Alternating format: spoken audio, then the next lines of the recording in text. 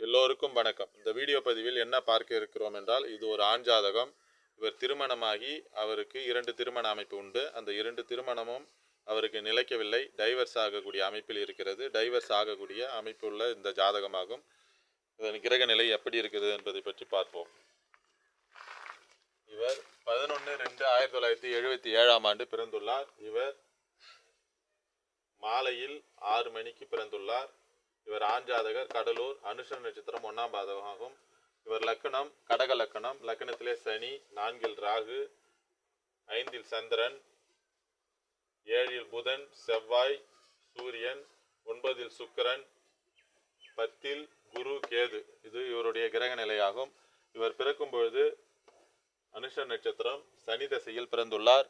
இவர் 18 வருடம் 5 மாதம் 18 நாட்கள் சனி தசையில் பிறந்துள்ளார். அதன் பிறகு வந்தது புதன் தசையாகும். 35 வருடம் 5 மாதம் 18 நாட்கள் 35 வயது வரைக்கும் இவருக்கு புதன் தசை.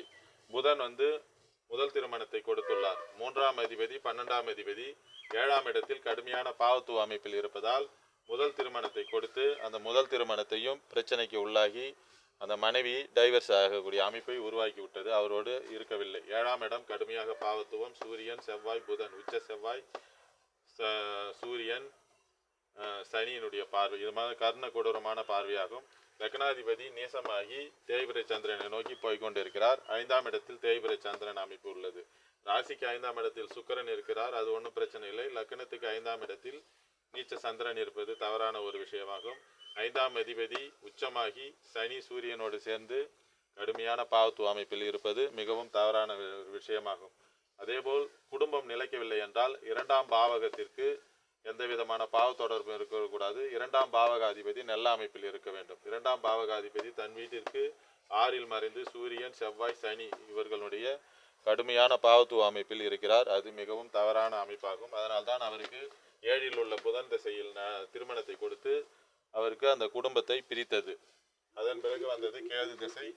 கேது திசையில் அவருக்கு திருமணம் நடக்கவில்லை. 2வது திருமணம். அடுத்தது சுக்கிர திசை ஆரம்பித்து சுக்கிரன் இந்த லக்கணத்துக்கு மாரகாதிபதி உச்சமாக கூடாது.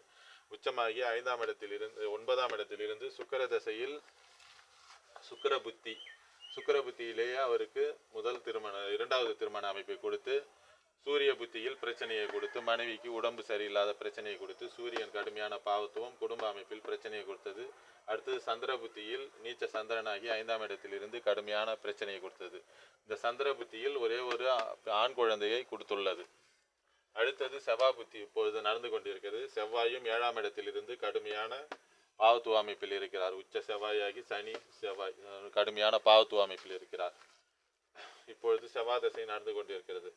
ராசிக்கு 2ஆம் இடம் நல்ல அமைப்பில் தான் இருக்கிறது. லக்னத்திற்கு 2ஆம் இடம் நல்ல அமைப்பில் தான் இருக்கிறது. ஆனால் அந்த குடும்பாதிபதி என்று சொல்லக்கூடியவர் கடுமையாக பாதிக்கப்பட்டிருப்பது மிகவும் தவறான ஒரு விஷயமாகும். லக்னத்துக்கு 2ஆம் இடத்தை குருதான் பார்க்கிறார். 6ஆம் அதிபதியான குருதான் பார்க்கிறார். அது தவறான ஒரு விஷயமாகும். இதுபோல் எல்லாம் கிரக நிலை சரியில்லாத அமைப்பில் இருந்து 7ஆம் இடம் கடுமையாக பாதிக்கப்பட்டிருந்து குடும்பஸ்தானம் அதிகமாக பாதிக்கப்பட்டிருந்தால் இது தவறான ஒரு விஷயமாகி குடும்பம் ஒரு திருமணம் 2 திருமணம் 3 திருமணம் செய்தாலும் இவருக்கு அந்த திருமண வாழ்க்கை சிறப்பாகவே இருக்காது. அந்த மனைவிக்கு ஆபத்து பிரச்சனை இதுபோல் எல்லாம் வரும். இந்த ஜாதகத்தை பார்த்த உடனேயே நாம் தெரிந்து கொள்ளலாம். இதில் மிகவும் கவனமாக இருந்தால் கூட இவருக்கு குடும்ப வாழ்க்கை நிலைக்காத அமைப்பில் தான் இருக்கிறது. இவர் மனைவியை ரொம்ப அனுசரித்து நோயாளியாக இருந்தாலும் மனைவி ஒரு கஷ்டப்படக்கூடிய சூழ்நிலையில் இருந்தாலும் இவர் குடும்பத்தை அனுசரித்து போகக்கூடிய அமைப்பில் இருந்தால் மட்டுமே தான் இதுபோல ஜாதகங்களுக்கெல்லாம் குடும்ப வாழ்க்கை ஓரளவுக்கு நிலைத்திருக்கும். இல்லை என்றால் குடும்பம் நிலைக்காது. குடும்பாதிபதி கடுமையாக பாவத்துவ அமைப்பில் இருப்பதால் இது டைவர்ஸ் ஆகக்கூடிய ஜாதகமாகும். 2 திருமணம் நடந்தும் அந்த 2 திருமணமும் சரியாக நிலைக்கவில்லை. மற்றொரு வீடியோ பதிவில் வேறொரு தகவலுடன் பார்ப்போம். எல்லோருக்கும் வணக்கம்.